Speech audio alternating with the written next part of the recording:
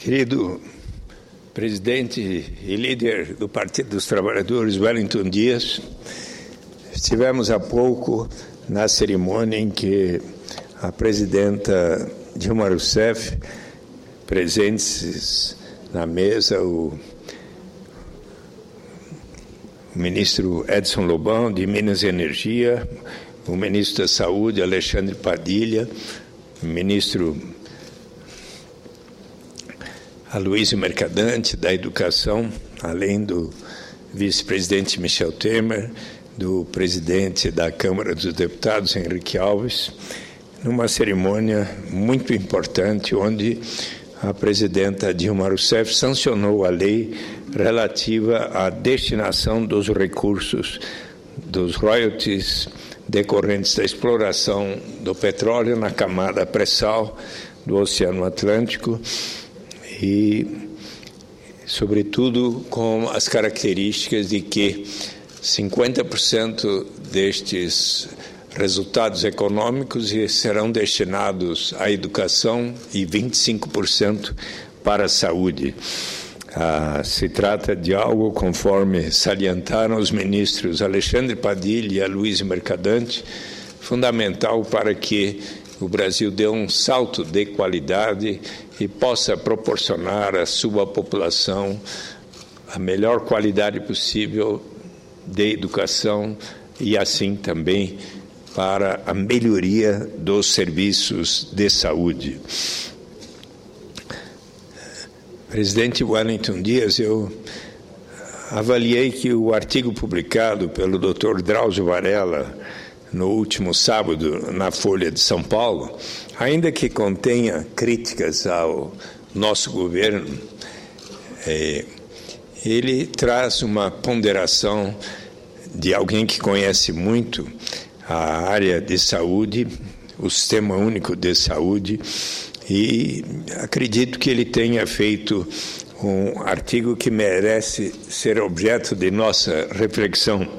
E por isso eu resolvi lê-lo hoje aqui e dialogarmos a respeito destas importantes reflexões sobre a questão do programa Mais Médicos. Diz o Dr. Drauzio Varela: a questão dos médicos estrangeiros caiu na vala da irracionalidade. De um lado, as associações médicas cobrando a revalidação dos diplomas obtidos no exterior. De outra, o governo que apresenta o programa como a salvação da pátria. No meio desse fogo cruzado, com estilhaços de corporativismo, demagogia, esperteza política e agressividade contra os recém-chegados, estão os usuários do SUS. Acompanhe meu raciocínio, prezado leitor. Assistência médica sem médicos é possível, mas inevitavelmente precária. Localidades sem eles precisam tê-los, mesmo que não estejam bem preparados. É melhor um médico com formação medíocre, mas boa vontade, do que não ter nenhum ou contar com um daqueles que mal olha na cara dos pacientes. Quando as associações que nos representam saem às ruas para exigir que os estrangeiros prestem exame de revalidação, ao meu ver, cometem um erro duplo. Primeiro, lógico que o ideal seria contratarmos apenas os melhores profissionais do mundo, como fazem americanos e europeus, mas quantos haveria dispostos a trabalhar isolados, sem infraestrutura técnica, nas comunidades mais excluídas do Brasil?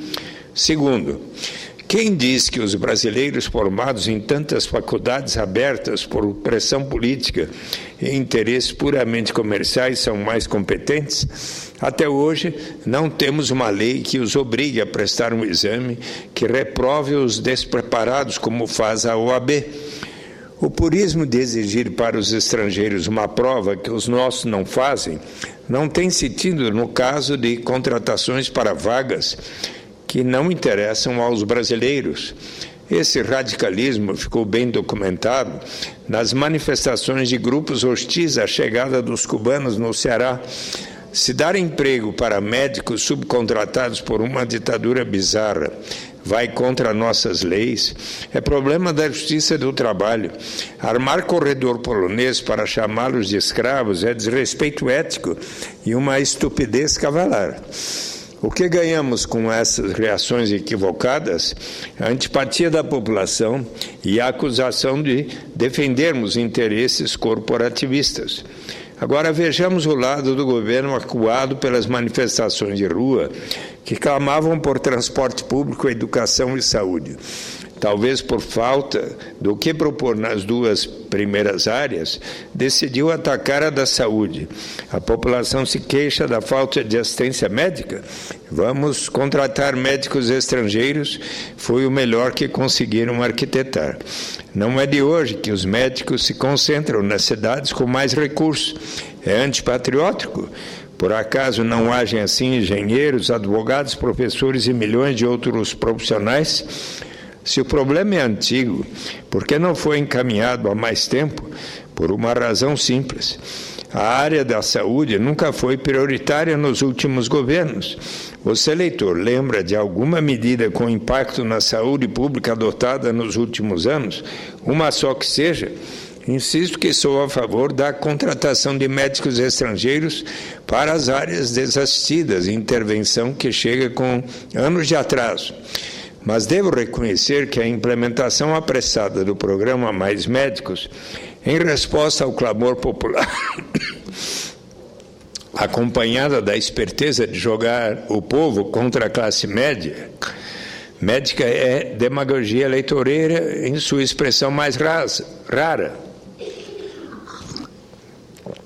Em sua expressão mais rasa, apresentar-nos como mercenários que se recusam a atender os mais necessitados enquanto impedem que outros o façam é vilipendiar os que recebem salários aviltantes em hospitais públicos e centros de atendimentos em que tudo falta, sucateados por interesses políticos e minados pela corrupção mais deslavada.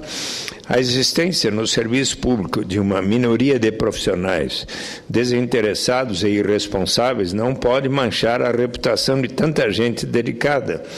Não fosse o trabalho abnegado de médicos, enfermeiras, atendentes e outros profissionais da saúde que carregam nas costas a responsabilidade de atender os mais humildes, o SUS sequer teria saído do papel.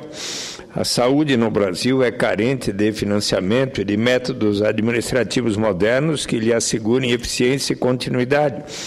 Reformar esse mastodonte desgovernado a um seu tempo miserável e perdulário requer muito mais do que simplesmente importar médicos. É tarefa para estadistas que enxerguem um pouco além das eleições do próximo ano.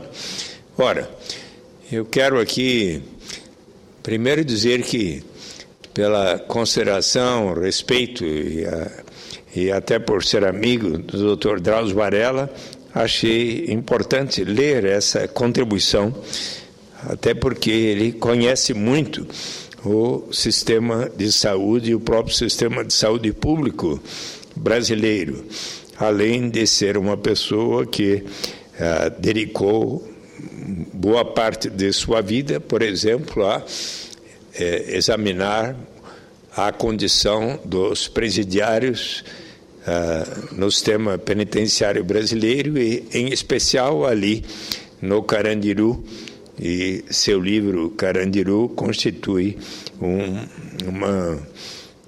depoimento formidável. E ele continua se dedicando a questões tão graves quanto a dos presidiários, a dos que têm sido atingidos pela AIDS e de como evitar. Pois bem, eu quero aqui notar que, ao longo de nossa história, nós tivemos alguns ministros da saúde, nos mais diversos governos, de extraordinário destaque. Eu vou citar aqui alguns dos principais ministros que tivemos desde a nova República, desde 1985, Carlos Corrêa de Menezes Santana, Roberto Figueira Santos, Luiz Carlos Borges da Silveira, Seigo de Suzuki, Alcene Guerra, José Goldenberg e Adib Jatene, Jamil Haddad, 3 nomes de excepcional destaque, reconhecidos por tantos, Saulo Moreira, Henrique Santillo, o doutor Adib Jatene, que voltou a ser ministro, ele foi de 12 de fevereiro de 92 a 2 de outubro de 92 e outra vez 1º de janeiro de 95 a 6 de novembro de 96, José Carlos Seixas, Carlos Albuquerque, José Serra, de 31 de março de 98 a 20 de fevereiro de 2002, Barjas Negre, nosso colega senador Humberto Sérgio Costa Lima, de 1º de janeiro de 2003 a 8 de julho de 2005, José Saraiva Felipe, Agenor Álvares, José Gomes Temporão, de 10 de março de 2007 a 31 de dezembro de 2010, e o nosso ministro Alexandre Padilha, que está como ministro da Saúde desde 1º de janeiro de 2011 e realizando um trabalho de extraordinário valor e certamente um dos responsáveis junto à presidenta Dilma Rousseff para tentar resolver este problema da carência de médicos, sobretudo nas áreas mais distantes, nos municípios onde muitas vezes não há a disponibilidade de pessoas e que agora vão poder receber, sejam os médicos espanhóis ou de Portugal ou os médicos de Cuba que chegaram com tão boa vontade e entusiasmo para colaborar com o sistema de saúde pública brasileiro. Eu tenho a convicção de que o Brasil está para dar um salto de qualidade na área da saúde, quem sabe até respondendo a este enorme desafio colocado pelo Dr. Drauzio Varela sobre a importância do Sistema Único de Saúde se tornar algo de extraordinária qualidade para a população brasileira, assim universalizando o sistema público de saúde para os 201 milhões de brasileiros, bem como e lado a lado de estarmos universalizando a qualidade da boa educação para toda a população brasileira.